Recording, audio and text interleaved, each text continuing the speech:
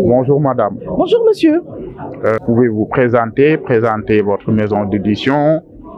Je suis Marie-Laurent Goran et je représente ici IMC Afrique, qui est une maison de communication. C'est également un cabinet de formation en gestion de l'information. Voilà ce que nous faisons, et l'intelligence économique également. Nous écrivons également, nous aidons les personnes à se faire éditer. Il y a un support pour les femmes. Il y a aussi la fondation Women Leaders qui est derrière toute cette machine de dynamisme et de travail pour permettre à la femme d'avoir un développement personnel établi qui lui permettra de se projeter dans le domaine du leadership, que ce soit dans la formation, dans l'éducation des enfants, comme dans l'acquisition de capacités professionnelles et d'un travail épanouissant et d'un travail qui valorise la femme. Voilà un peu notre objectif, de venir au 4e salon du livre féminin. J'avoue que c'est une très belle ambition. Maintenant, vous êtes aujourd'hui au salon du livre féminin. Est-ce que vous pouvez nous parler un peu de vos livres que vous avez exposés? Très bien. Alors, nous avons exposé notre premier tome de Women Leaders. Le deuxième arrive en mars prochain. L'objectif de ce livre, c'est de présenter comment 10 femmes ordinaires ont accompli des choses extraordinaires dans le domaine de l'éducation, dans le domaine de la vie sociale et de la vie professionnelle. Et je vous dirais, certaines sont en politique, d'autres dans des entrepreneurs.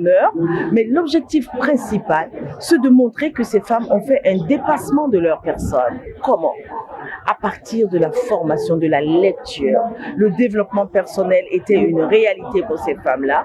Elles sont arrivées à un niveau d'autonomisation, que ce soit une autonomisation dans l'esprit, dans le mindset.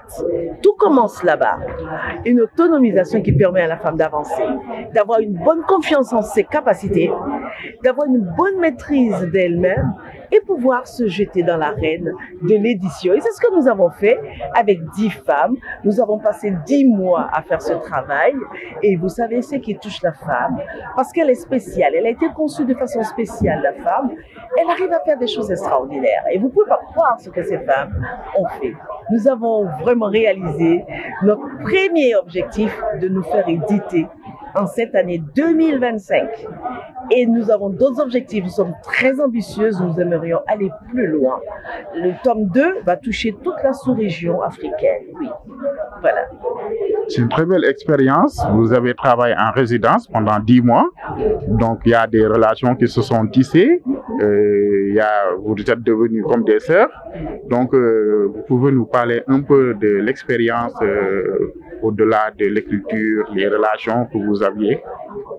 Oui, je vous parlerai par exemple du club de lecture que nous avons mis en place. Nous avons un événement mensuel que nous appelons le dîner littéraire. Et nous nous retrouvons pendant ces dîners littéraires, nous invitons un auteur qui nous raconte ses ambitions par rapport à son écriture. Voilà comment est-ce que nous avons commencé. Et un jour, nous nous sommes dit, on va essayer d'écrire quelque chose. Nous avons trop lu les livres des autres. Nous allons écrire notre vie. Nous allons impacter notre société avec ce que nous écrivons. Et c'est ce qui s'est fait. Chacune avec son style, chacune avec sa vision du monde. Mais nous avons nos paradigmes. Nous avons tout notre mindset. Mais nous avons quand même recentré cela sur notre vie et notre progrès professionnel. Voilà ce que nous avons fait. Et qu'est-ce que nous avons retiré? Mais ça crée des affinités. 10 mois, c'est pas 10 jours. Nous avons eu des affinités pendant des heures de travail. C'est vrai, on entend dire que les femmes aiment se crêper les chiots. Mais comme dit notre préfacière, une fois qu'on a fini de crêper le chiot, ben on prend un autre peigne et on le lisse maintenant, et on a fait une très belle banane. On a fait une belle queue de cheval, oui, et on avance. C'est surtout ça. Il ne faut pas rester sur les malentendus. Et dans le livre, à la page 300, j'ai une recette du bonheur. La recette du bonheur de la femme leader. Cette recette est à la disposition de tout le monde, mais des hommes également. Vous pouvez lire cette recette et vous verrez qu'en 7 points, vous avez l'occasion de vous transformer vous aussi et d'avoir un mindset développé qui vous amène à aller vers l'avant en fonction de vos ambitions personnelles. Voilà ce que nous avons fait, monsieur. Vraiment très touchant, c'est important aussi. Ça donne envie de lire le livre Il aussi. faut le lire, je vous en Ça prie. donne envie de Il lire faut le le livre. lire parce qu'il regorge d'expériences, 10 expériences. Si je vous donne par exemple l'expérience de celle-là, elle est scientifique, elle est docteur honoris causa. Elle vous donne son enfance, son adolescence qui l'a amenée à être la femme leader qu'elle est aujourd'hui. La première femme à se présenter comme maire dans une grande commune comme celle de Cocody, il faut le faire. Nous avons d'autres exemples qui nous viennent. C'est là, par exemple, du Congo, Kinshasa. Vous avez des personnes qui ont fait une transformation incroyable. La première fois que j'ai rencontré celle-là, qui est la première page de notre orientation littéraire, elle devait prendre la parole en public. Vous savez ce qui s'est passé? Elle s'est évanouie. Les femmes, c'est aussi ça, la gestion des émotions. La peur est une mauvaise émotion toxique, mais il y a la gestion des émotions. Alors c'est arrivé. Mais des mois plus tard, elle a travaillé sur sa personne. Elle a fait un développement personnel incroyable qui l'ont emmenée à pouvoir prendre la parole maintenant avec aisance.